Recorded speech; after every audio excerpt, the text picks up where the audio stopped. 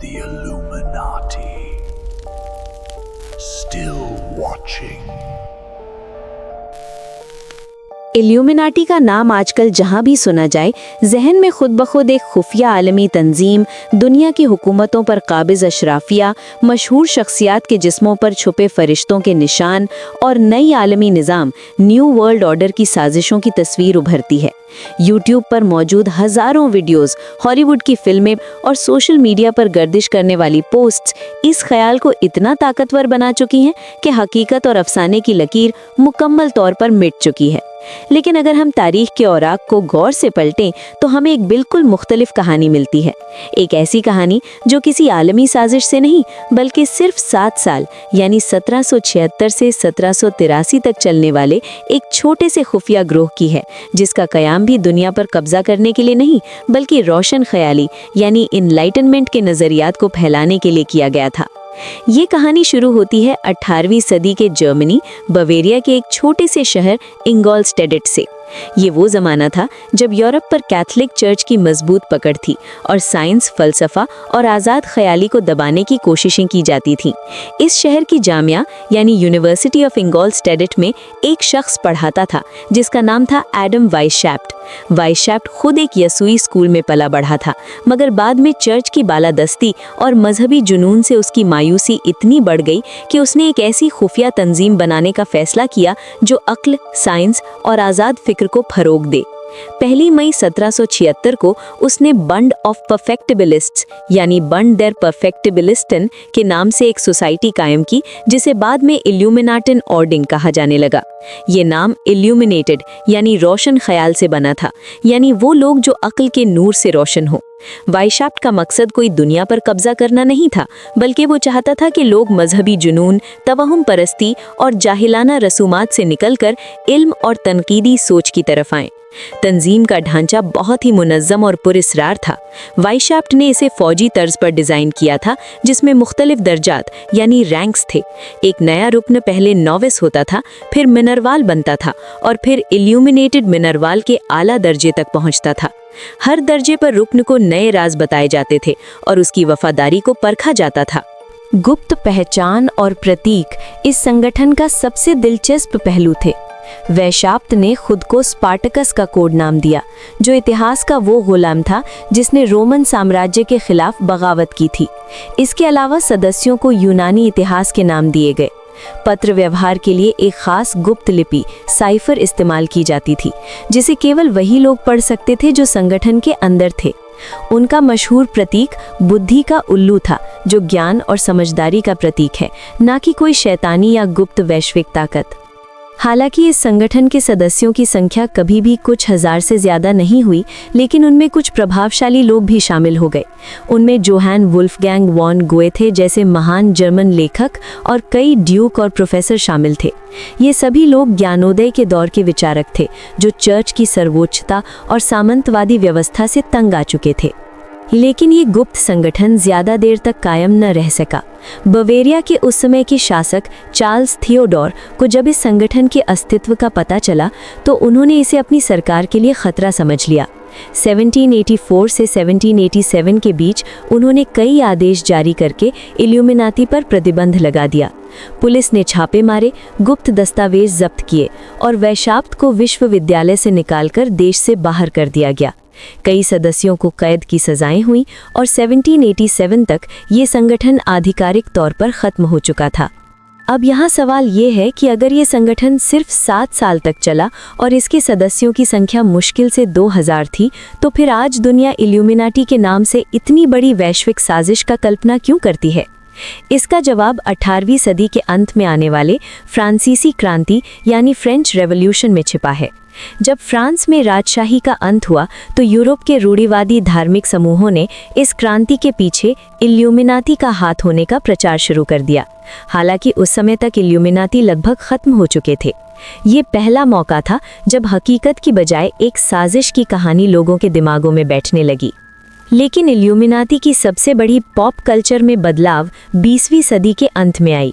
1975 में 2 लेखकों रॉबर्ट शे और रॉबर्ट विल्सन ने एक साइंस फिक्शन उपन्यास लिखा जिसका नाम था इल्यूमिनाटस ट्रायलॉजी। ये उपन्यास व्यंग्य था। उन्होंने एक मजाकिया और हास्यपूर्ण अंदाज में ये दिखाया कि अगर इल्यूमिनाती सच में एक वैश्विक साजिश कर रहे होते तो कैसा होता।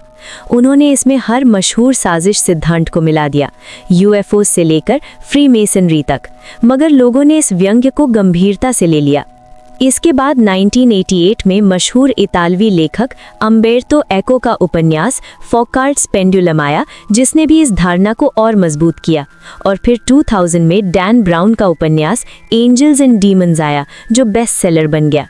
इसके बाद तो जैसे इल्यूमिनाती के बारे में हर सनसनीखेज कहानी लोगों के ध्यान का केंद्र बन गई। यूट्यूब और सोशल मीडिया के दौर में ये कहानियां इतनी तेजी से फैलीं कि लोग हकीकत और अफसाने में फर्क करना भूल गए। आजकल इल्यूमिनाती के बारे में जो वीडियो बनती है उनमें अक्सर संगीतकारों जैसे जे-ज़ी, बियॉन्से की वीडियो में छिपे शैतानी इशारों को डिकोड किया जाता है और दावा किया जाता है कि ये सब इल्यूमिनाती का हिस्सा है। हकीकत यह है कि ये ना तो कोई प्रामाणिक शोध होती है, ना ही इसके पीछे कोई ऐतिहासिक बुनियाद होती है। प्रामाणिक इतिहासकारों और शोधकर्ताओं का इस पर सहमति है कि असली इल्यूमिनाती 1787 में खत्म हो चुके थे। उनके पास ना तो कोई वैश्विक एजेंडा था, ना कोई नई वैश्विक सरकार बनाने की योजना, और ना ही आजकल के मशहूर लोगों का इससे कोई संबंध है। जो कुछ आज हम देखते हैं वो महज एक सदियों पुरानी गलतफहमी का नया संस्करण है, जिसे सनसनीखेज मवाद बनाने वालों ने और भी रंगीन कर दिया है। आज के दौर में जब भी इंटरनेट पर इल्यूमिनाटी को सर्च किया जाता है या यूट्यूब पर उससे जुड़ी कोई वीडियो देखी जाती है तो फौरन दो चीजें नजर आती हैं। एक तो त्रिकोण के अंदर बनी हुई एक आंख जिसके नीचे रोशनी की किरणें बनी होती हैं, और दूसरी डरावने नीम अंधेरे चेहरों वाली शक्लें जिनमें लोग अक्सर काले कपड़े, हुड वाले कपड़े और कभी-कभी आधे जानवर आधे इंसान जैसी हैसियत में पेश किए जाते हैं। लेकिन हकीकत यह है कि असली इल्यूमिनाटी ने कभी ऐसी निशानियां इस्तेमाल नहीं की थी। मिसाल के तौर पर वो मशहूर आंख वाला निशान जो अमेरिकी डॉलर के नोट पर एक हेरम के ऊपर बना होता है, उसे अक्सर इल्यूमिनाटी की निशानी समझा जाता है, जबकि हकीकत में ये निशान फ्री मेसनरी का है और ये डॉलर के नोट पर 1935 में छपा, यानी इल्यूमिनाटी के खत्म होने के 150 साल बाद। दरअसल ये निशान मिस्र के पुराने आई ऑफ होरस से बना एक धार्मिक निशान है जो हिफाजत और हिकमत की निशानी थी, न कि किसी साजिश की। लेकिन डैन ब्राउन जैसे लेखकों ने अपनी किताब एंजल्स एंड डीमंस में इसे इल्यूमिनाटी से जोड़कर पेश किया, और फिर हॉलीवुड ने इसे इतना इस्तेमाल किया कि लोग असली हकीकत भूल गए। अब सवाल यह है कि आजकल मशहूर लोग जैसे जे-ज़ी, बियॉन्से, रिहाना वीडियो में एक आंख क्यों ढांकते हैं? तो इसकी 3 मुमकिन वजहें हैं। पहली ये कि ये फैशन और आर्ट का हिस्सा है, क्योंकि बहुत से कलाकार मिस्री तहजीब और हिप हॉप कल्चर के पुराने अंसरों को इस्तेमाल करते हैं, जहां एक आंख ढांकना कभी हिफाजत की निशानी था और कभी खुदा की नज़र की निशानी। इसका इल्यूमिनाटी से कोई ताल्लुक नहीं। दूसरी वजह यह है कि कुछ खुफिया उलूम या एसोटेरिक ट्रेडिशंस में एक आंख रोशन ख्याली की आंख कहलाती है, जो अक्ल और शऊर की बुलंदी को जाहिर करती है। ये कोई बुराई की निशानी नहीं। तीसरी और सबसे अहम वजह यह है कि यूट्यूबर्स जानते हैं कि अगर वे किसी मशहूर शख्सियत की तस्वीर पर लाल दायरा लगाकर आंख दिखाएं और उसके नीचे लिखें इल्यूमिनाटी कंफर्म्ड, तो वीडियो को लाखों व्यूज मिल जाते हैं। ये एक कारोबार बन चुका है, जबकि हकीकत में कोई मशहूर शख्स 90% सूरतों में इल्यूमिनाटी की वजह से एक आंख नहीं ढांकता, बल्कि फैशन, आर्ट या महज इत्तेफाक की वजह से ऐसा करता है। इसी तरह यूट्यूब पर इल्यूमिनाटी से मुताल्लिक जो डरावने थंबनेल्स बनाए जाते हैं, जिनमें अक्सर काले कपड़े में मुड़ा हुआ शख्स, चेहरे का आधा हिस्सा रोशनी में और आधा अंधेरे में, हड्डियां, खोपड़ियां या आंखों में आग दिखाई जाती है, ये 3 वजहों से किए जाते हैं। पहली, तवज्जो हासिल करने के लिए, क्योंकि इंसानी दिमाग खौफ और पुरअसरारियत की तरफ फौरन खिंच जाता है, और अगर थंबनेल डरावना हो तो लोग क्लिक करने पर मजबूर हो जाते हैं। ये न्यूरो मार्केटिंग का हिस्सा है। दूसरी, क्योंकि असली इल्यूमिनाटी के पास न काले कपड़े थे, न डरावनी रस्में, न खोपड़ियाँ, वे आम कॉलेज के प्रोफेसर और तालिब इल्म थे। ये डरावनापन बाद में हॉलीवुड और हॉरर फिल्मों ने शामिल किया। तीसरी, शैतानियत का गलत ताल्लुक। जब लोग इल्यूमिनाटी को शैतान परस्त कहते हैं तो वे दो मुख्तलिफ चीज़ों को मिला देते हैं। इल्यूमिनाटी जो रोशन ख्याली चाहता था और सेटनिज्म जो एक अलग फ़लसफ़ा है, इनका आपस में कोई ताल्लुक नहीं। लेकिन जब आप इल्यूमिनाटी को सींगों और आग के साथ दिखाएंगे तो लोग डरेंगे और डरावना मवाद ज़्यादा वायरल होता है। हकीकत तो ये है कि इल्यूमिनाटी कभी शैतान परस्त नहीं था, बल्कि ये एक मसीही मुखालिफ गिरोह था और वो भी खुदा का इनकार नहीं करता था। शैतानियत का टैग बाद में मजहबी कदम परस्तों ने लगाया ताकि लोग उनसे नफरत करें।